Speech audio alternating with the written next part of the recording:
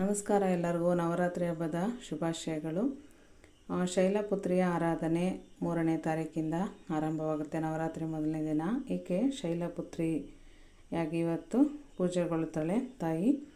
ಈ ತಾಯಿ ವಿಶೇಷವಾಗಿ ಒಂದು ನಂದಿಯ ಮೇಲೆ ಆರೂಢಳಾಗಿರುತ್ತಾಳೆ. ವೃಷಭರೂಢೆ ಎಂದು ಕರೀತಾರೆ. ಮತ್ತು ಚಂದ್ರ ಗ್ರಹದ ಒಂದು ಅಧಿದೇವತೆಯಾಗಿರ್ತಾಳೆ. ಈ ತಾಯಿಯ ಪೂಜೆ ಮಾಡುವುದರಿಂದ ಸಕಲ ಯಾವುದೇ ಒಂದು ರೋಗಗಳು, ಮಾನಸಿಕವಾಗಿರ್ಬೋದು, ದೈಹಿಕವಾಗಿರ್ಬೋದು, ಎಲ್ಲ ರೋಗಗಳು ಸಹ ದೂರವಾಗ್ತವೆ ಅಂತ ಹೇಳ್ತಾರೆ. ತಾಯಿಗೆ ಇವತ್ತು ವಿಶೇಷವಾಗಿ ಕೋಸಂಬರಿ ಮತ್ತು ಪಾನಕವನ್ನು ನಾವು ನೈವೇದ್ಯ ಮಾಡ್ಬೋದು.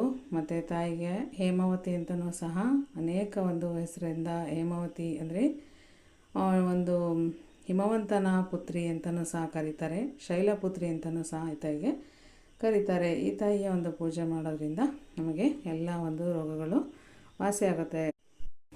ನಮಸ್ಕಾರ ಎಲ್ಲರಿಗೂ. ನವರಾತ್ರಿಯಲ್ಲಿ ನವದುರ್ಗೆಯರಲ್ಲಿ ಎರಡನೇ ಅವತಾರ ಬ್ರಹ್ಮಚಾರಿಣಿ ಅವತಾರ. ಬ್ರಹ್ಮ ಎಂದರೆ ತಪಸ್ಸು, ಚಾರಿಣಿ ಅಂದರೆ ಆಚರಿಸುವವಳು.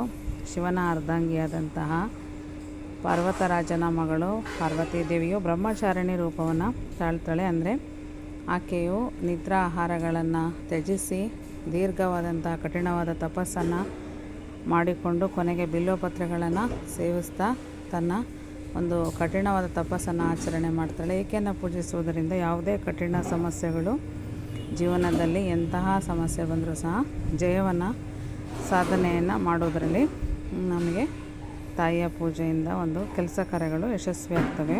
ಎಂಥ ಒಂದು ಕಠಿಣ ಸಮಸ್ಯೆ ಇದ್ದರೂ ಸಹ ಈಕೆ ಕುಜಗ್ರಹದ ಅಧಿದೇವತೆ ಅಂದರೆ ಮಂಗಳ ಗ್ರಹದ ಅಧಿದೇವತೆ ಆಗಿರ್ತಾಳೆ. ನಾವು ತಾಯಿಗೆ ನೈವೇದ್ಯ ಇವತ್ತು ಪುಳಿಯೋಗರೆ, ಚಿತ್ರಾನ್ನ ಮತ್ತು ಮೊಸರನ್ನ ಯಾವುದಾದ್ರೂ ಒಂದು ಅನ್ನವನ್ನು ನೈವೇದ್ಯ ಮಾಡ್ಬೋದು. ಸ್ನೇಹಿತರೆ, ಮೊದಲನೇ ದಿನ 2ನೇ ದಿನದ ಬಗ್ಗೆ ನಾನಿಲ್ಲಿ ಮಾಹಿತಿ ಕೊಟ್ಟಿದ್ದೀನಿ. ನವರಾತ್ರಿ ಮೊದಲನೇ 2ನೇ ದಿನದ ಬಗ್ಗೆ. ನಿಮಗೆ ವಿಡಿಯೋ ಇಷ್ಟ ಆಯಿತು ಅಂತ ನನ್ನ ಭಾವನೆ. ಲೈಕ್, ಸಬ್ಸ್ಕ್ರೈಬನ್ನು ಮಾಡಿ ಸ್ನೇಹಿತರೆ. ಏನಾದರೂ ನಿಮ್ಮ ಅನಿಸಿಕೆ ಅಭಿಪ್ರಾಯಗಳಿದ್ದರೆ ಕಾಮೆಂಟ್ ರೂಪದಲ್ಲಿ ತಿಳಿಸಿ ಸ್ನೇಹಿತರೆ. ವಿಡಿಯೋ ನೋಡಿದ್ದಕ್ಕೆ ನಿಮಗೆಲ್ಲರಿಗೂ ತುಂಬ ಹೃದಯದ ಧನ್ಯವಾದಗಳು.